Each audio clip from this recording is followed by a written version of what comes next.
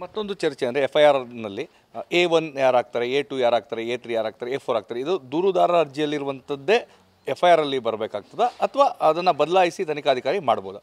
ಇದು ತನಿಖಾಧಿಕಾರಿ ನೇರವಾಗಿ FIR ಮಾಡ್ತಾ ಇರುವಂಥ ಕೇಸ್ ಅಲ್ಲ. ನ್ಯಾಯಾಲಯದ ಆದೇಶದ ಮೇಲೆ ಮಾಡ್ತಾ ಇರುವ FIR ಆಗಿರೋದ್ರಿಂದ ನ್ಯಾಯಾಲಯದಿಂದ ಆ ಕಂಪ್ಲೇಂಟ್ ಏನು ಸಲ್ಲಿಸಿರ್ತಾರೋ ಅದು ಇವರಿಗೆ ನೇರವಾಗಿ ರೆಫರ್ ಆಗ್ತದೆ. ಆ ಒಂದು ಕಂಪ್ಲೇಂಟ್ನಲ್ಲಿ ಯಾವ ರೀತಿ ಅವರು ಮಾಡಿದಾರೋ ಆರೋಪಿಗಳನ್ನ ಅದೇ ರೀತಿ ತನಿಖಾಧಿಕಾರಿ ಮಾಡಬೇಕಾಗ್ತದೆ. ತನಿಖೆ ಮುಂದುವರಿಸಿದ ಮೇಲೆ ಅವರು ಚಾರ್ಜ್ ಶೀಟ್ ಹಾಕಬೇಕಾ ಅಥವಾ ಇದನ್ನ ಕ್ಲೋಸ್ ಮಾಡಬೇಕು ಡಿಸೈಡ್ ಮಾಡೋ ಸಂದರ್ಭದಲ್ಲಿ ಚಾರ್ಜ್ ಶೀಟ್ ಹಾಕಬೇಕು ಅಂತ ಅನಿಸಿದ್ರೆ ಪ್ರತಿಯೊಬ್ಬ ಆರೋಪಿಯ ಒಂದು ಕೃತ್ಯದ ಗ್ರಾವಿಟಿಗೆ ಅನುಗುಣವಾಗಿ ಅವರದನ್ನ ಚೇಂಜ್ ಮಾಡ್ಕೋಬೇಕಾಗ್ತದೆ. ಈಗ ಅವರು ನ್ಯಾಯಾಲಯ ಏನು ಮಾಡಿದೆಯೋ ಅದನ್ನ ಯಥಾವತ್ತಾಗಿ ಪಾಲಿಸಬೇಕಾಗ್ತದೆ. ಈಗ A1 ಸಿದ್ದರಾಮಯ್ಯ, A2 ಸಿದ್ದರಾಮಯ್ಯ ಪತ್ನಿ ಪಾರ್ವತಿ, A3 ಸಿದ್ದರಾಮಯ್ಯ ಅವರ ಪತ್ನಿಯ ಸಹೋದರ ಮಲ್ಲಿಕಾರ್ಜುನ, A4 ಬಂದು ಆ ಜಮೀನನ್ನು ನೀಡಿದ ದೇವರಾಜ್ ಅಂತೇಳಿ ಅರ್ಜಿಯಲ್ಲಿ ಇದೆ. ಸೊ ಈ ಆರ್ಡರು ತನಿಖೆಯ ವೇಳೆ ಯಾವ ರೀತಿ ಚೇಂಜ್ ಆಗಬಹುದು ಅಂತ ಈಗ ಸದ್ಯಕ್ಕೆ FIR ಅವರು ದಾಖಲಿಸಲೇಬೇಕಾಗ್ತದೆ. ನ್ಯಾಯಾಲಯದ ಆದೇಶ ಇದೆ, ಯಥಾವತ್ತಾಗಿ ಮಾಡಬೇಕಾಗ್ತದೆ.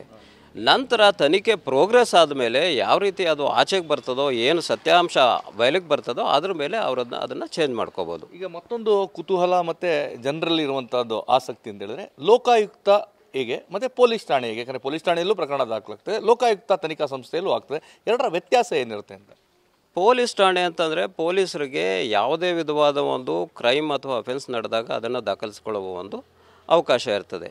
ಲೋಕಾಯುಕ್ತ ಅನ್ನುವ ಒಂದು ಸಂಸ್ಥೆಯನ್ನು ಅವರು ಹೆಚ್ಚು ಪ್ರಾಮಾಣಿಕವಾಗಿ ಮತ್ತು ಹೆಚ್ಚು ಅಧಿಕಾರಿಗಳ ಮೇಲೆ ಎಲ್ಲ ಅವರು ಇನ್ವೆಸ್ಟಿಗೇಷನ್ ಮಾಡುವಾಗ ಅವರು ಪರಿಣಿತಿಯನ್ನು ಹೊಂದಿರಬೇಕು ಅಂತಂದ್ಬಿಟ್ಟು, ಮತ್ತು ಲೋಕಾಯುಕ್ತ ಪೊಲೀಸರು ಲೋಕಾಯುಕ್ತ ಇದ್ದಾರಲ್ಲ ಅವರ ಅಡಿಯಲ್ಲಿ ಬರ್ತಾರೆ, ಅವರು ಹೇಳ್ದಂಗೆ ಕೇಳಬೇಕು. ಇವರು ಬೇರೆ ಅಧಿಕಾರಿಗಳು ಪೊಲೀಸು DG ಹೇಳ್ದಂಗೆ ಎಲ್ಲ ಕೇಳೋ ಹಾಗಿಲ್ಲ. ಲೋಕಾಯುಕ್ತದ ಪರಿಧಿಯಲ್ಲಿ ಬರೋದ್ರಿಂದ ಆ ಒಂದು ಇನ್ವೆಸ್ಟಿಗೇಷನ್ ಆಗಲಿ ತನಿಖೆಗಾಗಲಿ ಹೆಚ್ಚು ಬಲ ಬರ್ತದೆ ಅನ್ನೋ ರೀತಿಯಿಂದ ಈ ಲೋಕಾಯುಕ್ತ ಒಂದು ಪೊಲೀಸರು ಅಂತ ಮಾಡ್ತಾರೆ.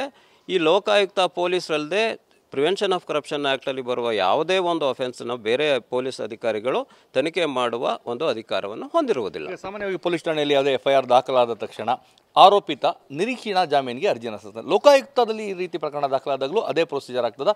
ಆರೋಪಿಗಳಾದಂಥವರು ನಿರೀಕ್ಷಣಾ ಜಾಮೀನಿಗೆ ಅರ್ಜಿ ಸಲ್ಲಿಸಬೇಕು ಅಥವಾ ಬಂಧನದ ಭೀತಿ ಇರುತ್ತಾ ಅವ್ರಿಗೆ ಅಂತ? ಕೆಲವು ಸ್ಪೆಷಲ್ ಆ್ಯಕ್ಟ್ಗಳಲ್ಲಿ ನೀವು ಆ್ಯಂಟಿಸಿಪೇಟರಿ ಬೇಲ ತೆಗೆದುಕೊಳ್ಳುವ ಒಂದು ಇದಕ್ಕೆ ಅವಕಾಶಕ್ಕೆ ಬಾರ್ ಇರ್ತದೆ. ಆದರೆ ಪ್ರಿವೆನ್ಷನ್ ಆಫ್ ಕರಪ್ಷನ್ ಆ್ಯಕ್ಟಲ್ಲಿ ಆ ಥರ ಯಾವುದೇ ಬಾರ್ ಇಲ್ಲ.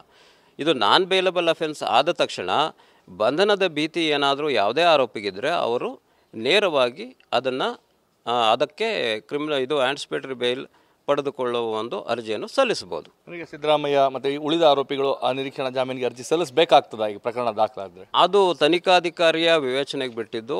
ಅವರಿಗೇನಾದರೂ ಆರೋಪಿಗಳಿಗೆ ಬಂಧನದ ಭೀತಿ ಎದುರಾದರೆ ಅವರು ಆ್ಯಂಟಿಸಿಪೇಟರಿ ಬೇಲ್ಗೆ ಸಲ್ಲಿಸ್ತಾರೆ, ಇಲ್ಲ ಅಂತಂದರೆ ಅವರು ಸುಮ್ಮನೆ ಸಹ ಇರ್ಬೋದಾಗ್ತದೆ. ಈಗ ಲೋಕಾಯುಕ್ತ ತನಿಖೆ ಯಾವ ರೀತಿ ಆಗುತ್ತೆ ಅಂದರೆ ಈಗ ದಾಖಲೆಗಳನ್ನು ಪರಿಶೀಲನೆ ಆಗುತ್ತಾ ಅಥವಾ ಅದನ್ನು ವಶಕ್ಕೆ ಪಡೆಯುವಂಥದ್ದು ಅಥವಾ ಯಾವೆಲ್ಲ ಆಯಾಮಗಳಲ್ಲಿ ಆಗ್ತದೆ ಅಂತ?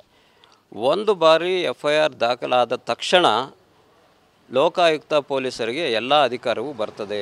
ಅವರು ಯಾವುದೇ ಒಂದು ಪ್ರಿಮೈಸಸ್ಸನ್ನು ಎಂಟ್ರ್ ಆಗ್ಬೋದು, ಯಾವುದೇ ಒಂದು ದಾಖಲಾತಿನಾಗಲಿ ವಸ್ತುಗಳನ್ನಾಗಲಿ ಅವರು ಸೀಸ್ ಮಾಡ್ಕೋಬಹುದು, ಯಾವುದೇ ವ್ಯಕ್ತಿಯನ್ನು ಕೂಡ ಅವರು ವಿಚಾರಣೆ ಮಾಡಬಹುದಾಗ್ತದೆ.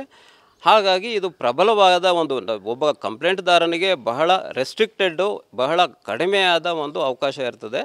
ಆದರೆ ಇನ್ವೆಸ್ಟಿಗೇಟಿಂಗ್ ಆಫೀಸರ್ಗೆ ಎಲ್ಲ ಪವರ್ಸು ಇರೋದ್ರಿಂದ ಅವರು ಈ ವಿಷಯದ ಒಳಹೊಕ್ಕು ತನಿಖೆ ಮಾಡಬೇಕಾಗ್ತದೆ. ಆಗ ಹೊಸ ಹೊಸ ವಿಷಯಗಳು ಬಯಲಿಗೆ ಬರುವ ಸಾಧ್ಯತೆ ಇರ್ತದೆ. ಈಗ